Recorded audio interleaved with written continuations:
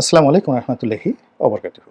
সম্মানিত দর্শক, July August বিপ্লবের পর বিএনপির ক্ষমতা লাভের যে সম্ভাবনা, এটা যত প্রকট ছিল, যত সহজ মনে হতো, এবং যেভাবে বিএনপির কোটি কোটি নেতাকর্মী আশায় বুক বেঁধেছিল আগস্ট সেপ্টেম্বর মাসে, সেটি ক্রমশ ফিকে হতে শুরু করেছে। দেশেও অনেক রকম জটিলতা তৈরি হয়েছে রাজনৈতিক অঙ্গনে, জনগণের মধ্যে এবং একই সঙ্গে সরকারের সঙ্গে। আবার বিদেশে যে সমস্যাগুলো তৈরি হয়েছে কূটনৈতিক অঙ্গনে, এবং বাংলাদেশ নিয়ে ইদানিংকালে পশ্চিমারা যে আতঙ্ক অনুভব করছে, সেই আতঙ্কের যে জায়গাগুলো, সেই জায়গাগুলোতে পুরনো ঘা আবার নতুন করে মাথাচাড়া দিয়ে উঠেছে। এবং এই কাজগুলো এতটা সুকৌশলে করা হচ্ছে বিএনপিকে পচানোর জন্য, বিএনপিকে প্রশ্নবিদ্ধ করার জন্য এবং বিএনপিকে বিভ্রান্ত করার জন্য। এবং যারা করছে তারা খুবই সফল হচ্ছেন। আর সেই সফলতার কারণে বিএনপির ক্ষমতা লাভ, নির্বাচনের মাধ্যমে ক্ষমতায় যাওয়া, এই সম্ভাবনাগুলো ক্রমশ দুর্বোধ্য, জটিল হচ্ছে এবং দূরে সরে যাচ্ছে সম্ভাবনাগুলো। আর এই সম্ভাবনার পথে হিমালয়ের মতো দুর্লগ্ন পাহাড় তৈরি হয়ে গেছে। এই মুহূর্তে বিএনপি যারা শীর্ষ নেতৃবৃন্দ অলমোস্ট সবাই বুঝতে পেরেছেন টপ টু লো, কিন্তু বিএনপির অনেক নেতাকর্মী এখন পর্যন্ত তাদের হুঁশ হয়নি। ফলে তারা মনের আনন্দে তারা তাদের কর্মকাণ্ড চালিয়ে যাচ্ছেন। আমার যে নির্বাচনী এলাকা, সেখানে দেখলাম বিএনপি যারা নেতাকর্মী ছোট্ট একটা হাট দখলের জন্য বিএনপির দুটো গ্রুপ, দুটো কমিটি, দুটো গ্রুপ, তারা মারামারি করে, কাটাকাটি করে, সেখানে বোমা ফাটিয়ে, তারপরে ওই অঞ্চলে যে ঘটনাটা কখনো ঘটেনি, গলাচিপে 10 মিনিটে একটা হাটের ইজারা নিয়ে এরকম গণ্ডগোল কখনো ঘটেনি, সেই ঘটনা ঘটেছে। এবং দুর্ভাগ্যজনক হলেও সত্যি যে যারা ওই এলাকার বিএনপির একেবারে বাপ এবং মা, কমিটি এবং রাজনীতির, তারা এই ঘটনার সঙ্গে কম বেশি সবাই জড়িত। তো এরকম আমি আমার এলাকার কথা বললাম। আপনারা তো জানেন যে আমি শুধুমাত্র একবার ইলেকশন করেছিলাম। বিএনপির কোনো কমিটির সঙ্গে বা স্থানীয় রাজনীতির সঙ্গে বা জাতীয় রাজনীতির সঙ্গে আমার ঠিক ওরকম সম্পৃক্ততা নেই। এই দলের একজন সাবেক মনোনয়নপ্রাপ্ত লোক হিসেবে আমার যতটুকু দায়িত্ব কর্তব্য, ওটা আমি আমার লিখনী দ্বারা, কাগজ কলম দ্বারা, আমি আমার কর্ম দ্বারা করার চেষ্টা করি। তো ওখানে, অর্থাৎ আমার নির্বাচনী এলাকাতে যে ঘটনাগুলো ঘটছে বা বিএনপির যে লোকজন যে ঘটনাগুলো ঘটাচ্ছে, সেখানে আমি আসলে আগস্ট মাসের পরে, মানে 2018 সালের নির্বাচনের পরে আমি আসলে এলাকাতে যাইনি। কেন জানি? ওখানে বিএনপির একেবারে স্পষ্টত 3টি শক্তিশালী গ্রুপ রয়েছে। এই 3টি শক্তিশালী গ্রুপ যখনই আমি প্রার্থী হিসেবে যাব, তারা সবাই আমাকে কাছে পেতে চাইবে, অথবা তারা যে গ্রুপটি আমার কাছে পেতে চাইবে তার প্রতিপক্ষ আবার আমাকে বাধা দেওয়ার চেষ্টা করবে। এই জন্য সেই যে 2018 সালে নির্বাচন করে আসার পরে আমি আর সেখানে যাইনি, এখন পর্যন্ত যাইনি, এই আগস্ট মাসের পরেও যাইনি। এবং এই যে বিএনপির যে সমস্যাটা, আমার নির্বাচনী এলাকার যে সমস্যাটি, এই সমস্যাটি আজকের নয়, এটি বলতে গেলে সেই 2008 সন থেকেই আমি দেখে আসছি। 3টি গ্রুপ সেখানে এই কমিটি বাণিজ্যের সাথে জড়িত, এবং একটা কমিটি পাওয়ার জন্য সে 2008-9 সনেও দেখা গেল 20 লাখ 25 লাখ টাকা ঘুষ দিয়ে তারপরে শেষে উপজেলা বিএনপির সভাপতি হওয়ার জন্য অনেক লোক বড় বড় নেতাদের পিছনে ঘুরেছে 2008 সনে। তো আমি যখন সংসদ সদস্য ছিলাম, তখন ওনারা আসলে বিরোধ করতে পারেননি। আমি এই জিনিসগুলো কখনোই প্রশ্রয় দিতাম না। আওয়ামী লীগের লোকদের মধ্যেও দিতাম না, বিএনপির মধ্যেও দিতাম না। ফলে তারা কিন্তু সবাই আমাকে ভালোবাসতেন। কিন্তু যখন আমি বিএনপির প্রার্থী হয়ে গেছি, তখন সঙ্গতির কারণে সেখানে তাদের সেই ভালোবাসাটা আর থাকেনি। যারা আমার কাছে এসেছে তাদের প্রতিপক্ষ আমার শত্রু হয়ে গেছে। এবং নির্বাচনের সময় যা কিছু হয়েছে আমার এলাকাতে, মানে আমার বিরুদ্ধে তার একটা বিরাট অংশ এই বিএনপির লোক, তারা গিয়ে আওয়ামী লীগের লোকের সাথে মিশে এই কাজগুলো করেছে। কিন্তু আওয়ামী লীগ আগেভাবে এই কাজগুলো করেনি। পরবর্তীতে যখন আমি এই জিনিসগুলো বুঝতে পারলাম, নির্বাচনের পরে আমি বুঝতে পেরেছি, তখন আমার সতর্ক হওয়া ছাড়া কোনো উপায় নেই। আর যেহেতু আমি বিএনপির কোনো দায়িত্বপূর্ণ পদে নেই, কমিটিতে নেই, আর বরিশাল বিভাগ বা পটুয়াখালী জেলা, যদিও বরিশাল বিভাগের পুরো বিএনপি এবং আওয়ামী লীগের রাজনীতি বলতে গেলে আমার মুখস্থ। এখন দলের যারা দায়িত্বপ্রাপ্ত ব্যক্তি, তারা যখন কোনো একটা বিষয়ে জিজ্ঞাসা যদি না করেন, যেটা আমি কখনোই করি না যে কাউকে অযাচিতভাবে গিয়ে তাকে উপদেশ দেওয়া, পরামর্শ দেওয়া, এটা আমি কখনোই করি না। এটা খুব সস্তা একটা জিনিস। বুদ্ধি আল্লাহর দেওয়া সবচেয়ে বড় একটা নেয়ামত। এটাকে আমি কারো কাছে কখনো বিনা মানে প্রয়োজনে বা তার দরকার নেই এরকম জায়গা থেকে স্বপ্রণোদিত হয়ে কখনোই আমি কাজগুলো ছোটকাল থেকে করি না, এমনকি আমার নিজের পরিবারের সঙ্গেও করি না। যার যার মতো চলে। বিএনপির অনেক বড় বড় নেতা বিভিন্ন বিষয়ে পরামর্শ চেয়েছেন, এখনো চান। হয়তো তাদের আন্তর্জাতিক বিষয় নিয়ে, জাতীয় বিষয় নিয়ে, প্রতিপক্ষের বিষয় নিয়ে। কিন্তু আমার যে এলাকাতে কি সমস্যা, পটুয়াখালী জেলাতে কি সমস্যা, বরিশাল বিভাগে কি সমস্যা, এ কথা বিএনপির কোনো মানুষ আমাকে কখনো জিজ্ঞাসা করেননি। ফলে কি হলো, বিএনপির এই যে অভ্যন্তরীণ যে দ্বন্দ্ব সংঘাত, আমাদের বিভাগ শুধু নয়, আমি এইভাবে বললাম আমার কথা যে এরকম আমার মতো অনেক লোক আছেন যারা সমস্যার সমাধান করতে পারেন, সমাধান সম্পর্কে জানেন, সাহায্য করতে পারেন, কিন্তু দল তাদের কাছ থেকে পরামর্শ গ্রহণ করেনি। ফলে ওই জায়গাগুলো এক একটা জ্বলন্ত চিতার মতো বা ফুটন্ত আগ্নেয়গিরি লাভার মতো টগবগ করে ফুটছে। তো ওই নেতাকর্মীরা এখন যে ফুটছে এবং উল্লাস করছে, যেটি আওয়ামী লীগ জমানাতে শূন্য ছিল। তারা পালানোর জন্য সবসময় ব্যস্ত ছিল। এখন তারা ৩ হাতে, ৪ হাতে, ৫ হাতে মশাল নিয়ে তারা ঘুরছে। তো এই যে বিএনপির জন্য যে জটিলতাগুলো তৈরি হয়ে গেছে, এটা বিএনপির কেন্দ্রীয় নেতারা বুঝতে পারছেন। কিন্তু তৃণমূলের যারা নেতাকর্মী তারা বুঝতে পারছেন না। তারা মনে করছেন সেনাবাহিনী দাঁড়িয়ে আছে বা দাঁড়িয়ে থাকে। কিন্তু সেনাবাহিনী দাঁড়িয়ে দাঁড়িয়ে যে তাদের তালিকা করছে এবং যখন অপারেশন আনবে ১০ মিনিট সময় তারা পাবে না, পালানোর সময় তারা পাবে না। এই জিনিসটি তাদের মাথার মধ্যে বিএনপির শীর্ষ নেতৃবৃন্দ অনেকেই বলেছেন, তারেক রহমান সাহেবও বলেছেন। কিন্তু তাদের মাথার মধ্যে এটা ঢোকানো যাচ্ছে না। পুলিশ যে ওসি পুলিশ এখন আওয়ামী লীগের লোকদেরকে কীভাবে প্যাদানি দিচ্ছে দেখেন। ১৫ বছর তারা কীভাবে সেলুট দিয়েছে, সেই লোকদেরকে, বড় বড় নেতাদেরকে এখন কীভাবে কোর্ট কাছারিতে হাজির করা হচ্ছে। লাথি, গুঁতো, কিল, ঘুষি, মানে জনগণের হাতে ছেড়ে দিয়ে ইচ্ছে করে এই কাজগুলো করানো হচ্ছে না, সেগুলো কিন্তু বলা যাচ্ছে না। তো একইভাবে পুলিশ যে নিশ্চুপ আছে, মিলিটারি যে নিশ্চুপ আছে, এবং তারা যে তৃণমূলে এই ধরনের কর্মকাণ্ড করতে প্রশ্রয় দিচ্ছে, মানে কুরবানির আগে যেভাবে পশুকে খুব সুন্দর করে খাওয়ানো হয় গলায় ছুরি চালানোর আগে, ঠিক ওই রকম একটা সুযোগ তাদের জন্য করে দিয়েছে। এবং সেই স্রোতে তারা গা ভাসে যে যার মতো করে ফেলেছে। এবং তার একটা নমুনা অতি সম্প্রতি দেখতে পেয়েছেন যে উপদেষ্টা জনাব মাহফুজ তিনি বলেছেন যে এক চুল ছাড় দেওয়া হবে না, আমাদের সমস্ত ইন্টেলিজেন্স রিপোর্ট রেডি, কারা চাঁদাবাজি করেছে, মাস্তানি করেছে, কারা কী কাজ করেছে, সব কিছু আমাদের হালনাগাদ করা আছে এবং আমরা যে কোনো সময় অপারেশনে যাব। অর্থাৎ পুরো পরিস্থিতি ঠান্ডা করতে তাদের একটা সময়ও লাগবে না। ফলে কি হচ্ছে, বিএনপির ক্ষমতায় যাওয়ার জন্য প্রধান যে বাধা সেটি হলো এই যে নেতাকর্মীদের অবুঝ মন, নেতাকর্মীদের উচ্ছৃঙ্খল লোভ লালসা। উচ্ছৃঙ্খল বললাম এই কারণে যে কোনো মানুষই লোভ লালসার ঊর্ধ্বে নয়। প্রয়োজন এর জন্য সবাই সব কাজ করে, কিন্তু শৃঙ্খলতার মধ্যে থেকে, নিয়ন্ত্রণের মধ্যে থেকে এই কাজটি করলে খুব বেশি সমালোচনা হয় না। কিন্তু এটি যখন বিশৃঙ্খল অরাজকতার মধ্যে এই ঘটনা ঘটে, নিজেরা নিজেরা বোমাবাজি করে, নিজেরা নিজেরা মারামারি করে, সেটা ঝুট নিয়ে হোক, বাজার ডাক নিয়ে হোক বা অন্য যে কোনো কর্মকাণ্ড নিয়ে হোক, এটি তখন দুর্গন্ধ ছড়াতে থাকে। সেই কাজটি এখন বিএনপির জন্য সবচেয়ে বড় বাধা নির্বাচনের পথে। কারণ হলো নির্বাচন সম্পর্কে মানুষের যে আগ্রহ ছিল বা থাকে, এখন তারা বলছে যে নির্বাচন হলে তো এরাই আসবে, এরা তো এখন যে কাজ করছে 10 গুণ কাজ করবে, এদেরকে নিয়ে লাভটা কি?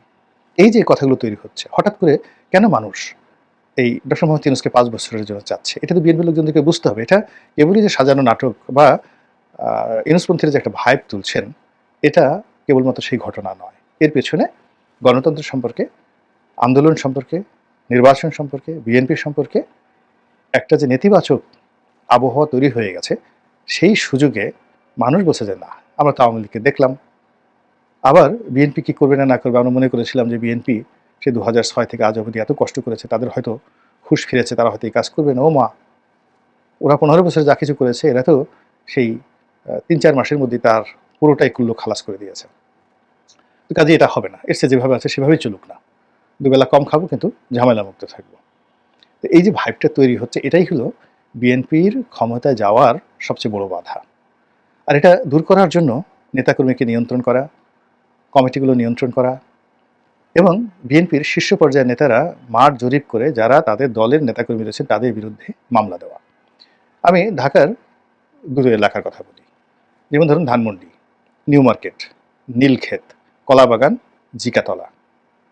যে এলাকায় আমি বসবাস করি, এর সঙ্গে কাঁঠাল বাগান, হাতির ঝিল, হাতির ঝিল না, হাতির পুল। তো বসুন্ধরার সামনের যে সোনারগাঁও রোড আছে, সেখান থেকে শুরু করে একেবারে ৩২ নম্বর পর্যন্ত, ওখান থেকে সুবহানবাগ থেকে ২৭ নম্বর পর্যন্ত যান। মোহাম্মদপুরের আগে, মোহাম্মদপুর আলাদা এলাকা। তো এই যে বিশাল এলাকাতে কারা চাঁদাবাজি করছে, কারা মাস্তানি করছে, কারা গন্ডগোল করছে, এবং ওই এলাকার মানুষের জীবন মানে কিভাবে তছনছ হয়ে গেছে, এবং তারা কিভাবে লোক মুখে সবাই বলাবলি করছে আগেই ভালো ছিলাম, এই বিষয়গুলো আপনি অবহেলা করতে পারেন না। ঢাকার সবচেয়ে অভিজাত এলাকা ধানমন্ডি, সেখানে যদি এই অবস্থা হয় তো অন্য জায়গায় কি হবে? এরপর আরেকটা এলাকাতে আসেন, হাতির ঝিল, বেগুনবাড়ি, তেজগাঁ, তেজগাঁ শিল্প এলাকা, গুলশান লিংক রোড হয়ে পুলিশ প্লাজার ওই জায়গা থেকে শুরু করে একেবারে সেই বাড্ডা হয়ে রামপুরা পর্যন্ত, এর মধ্যে মগবাজার। এটা হলো একটা সন্ত্রাসের আঁকড়া, এবং এখানে চাঁদাবাজি, খুন, রাহাজানি থেকে শুরু করে ধর্ষণ, এমন কোনো কর্মকাণ্ড নেই যেখানে হয় না। এর মধ্যে কারণ বাজার তো অবশ্যই আছে।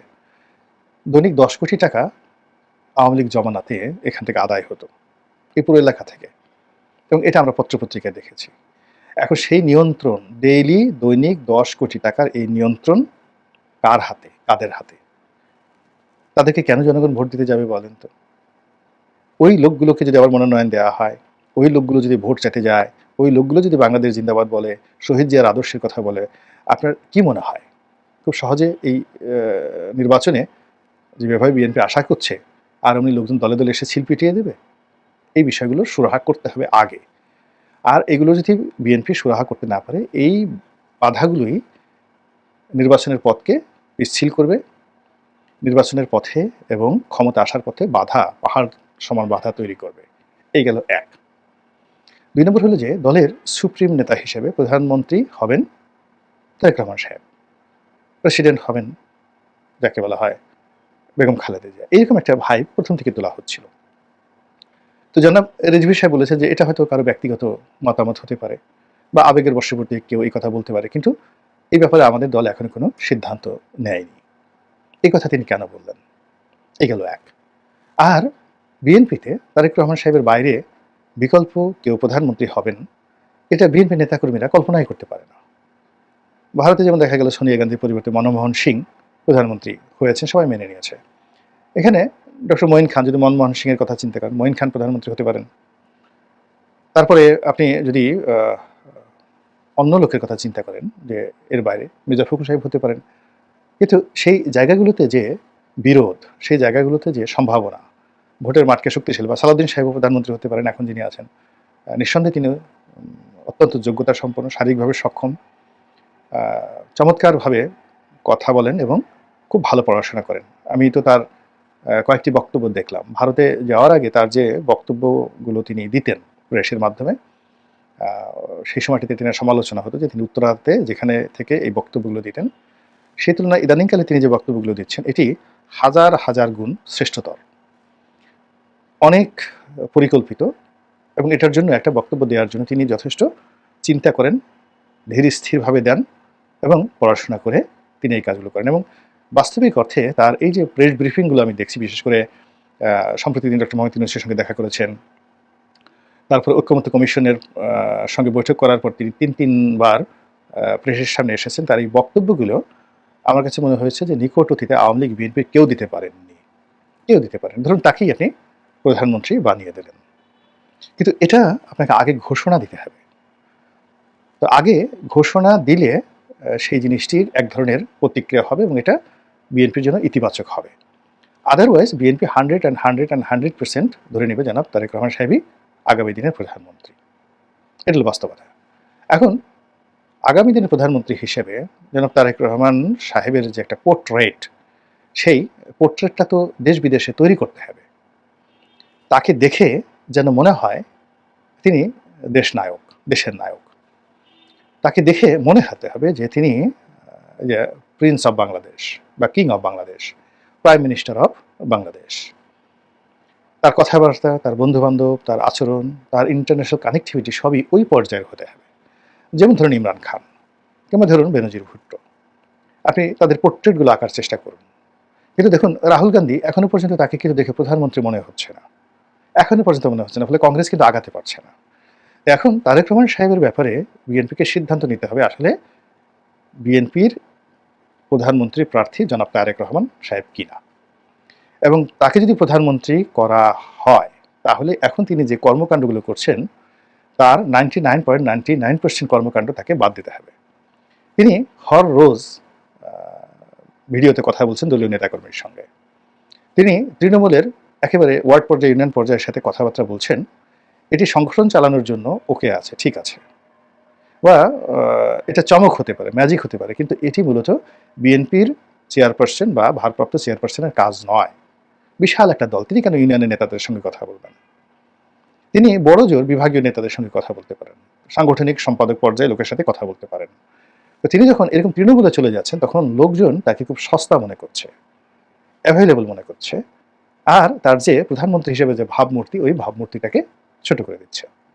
এই জন্য দলীয় যে কর্মকাণ্ড তাকে প্রধানমন্ত্রী হিসেবে প্রতিষ্ঠিত করতে হলে সবার আগে তার পোর্ট্রেট তৈরি করতে হবে, ইয়াস হিজ প্রাইম মিনিস্টার, তার এই কর্মকাণ্ডগুলো তিনি যেগুলো করছেন অ্যাভেলেবল সেগুলো দরকার নেই, তিনি শুধু সিদ্ধান্ত দিবেন, পলিসি দিবেন, এবং যারা পলিসি মেকার তিনি কেবল তাদের সাথে বৈঠক করবেন।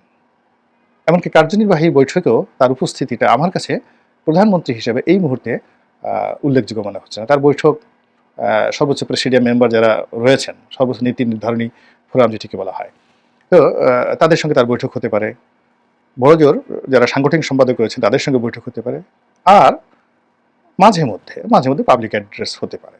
এর বাইরে এভরিডে 4-5 জন 4-5টা মিটিং করা, বৈঠক করা, কথাবার্তা বলা, এটাকে প্রধানমন্ত্রীর পোর্ট্রেট থেকে তাকে নামিয়ে আনা হচ্ছে। This is one. Second thing হলো যে আমেরিকার সঙ্গে তার যে সম্পর্কটা, এটা আমি শুধু বললাম, ইঙ্গিত দিলাম, এটা স্বাভাবিক নেই, এটা রিভার্স অবস্থায় আছে, এটাকে ঠিক করতে হবে। 3 নম্বর হলো যে জামাতের সাথে তার সম্পর্কটা একেবারে অ্যাসার্টেন করতে হবে। জামাতের মধ্য থেকে যে বিএনপির দূরত্ব তৈরি হয়েছিল, এই দূরত্বের কারণে ভারত এবং আমেরিকা এগিয়ে এসেছিল।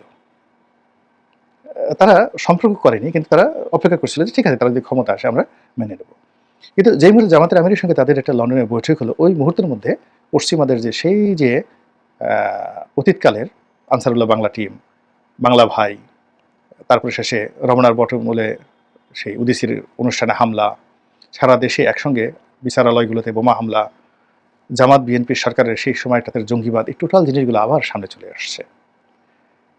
সামনে চলে আসার পরে পশ্চিমারা আমরা তাদেরকে যত মনে করি এত বুঝে, আসলে তারা আমাদের চেয়ে বেশি গুজবে বিশ্বাস করে, তারা কান কথা বেশি শুনে, যাদের দেখে মনে হয় যে তারা সব কিছু ম্যাটিকুলাসলি করে। Not like that.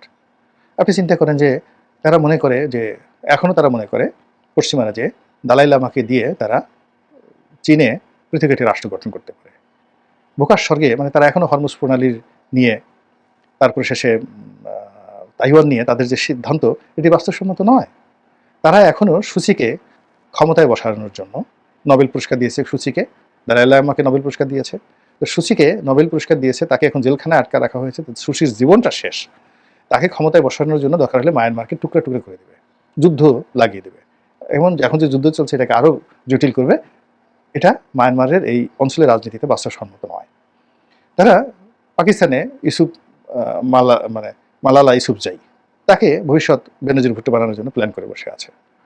তারা ডক্টর মোহাম্মদ ইউনূসকে দিয়ে বাংলাদেশকে আগামী 20 বছর তারা একটা মাস্টার প্ল্যান করতে যাচ্ছে। ফলে পশ্চিমাদের আপনি সব জিনিসগুলো বাস্তবসম্মত না, এই জায়গাগুলো বিএনপিকে বুঝতে হবে, এবং সেখানে কিভাবে কি করতে হবে না করতে হবে সেটা বিএনপির লোকজন তাদেরকে সিদ্ধান্ত নিতে হবে।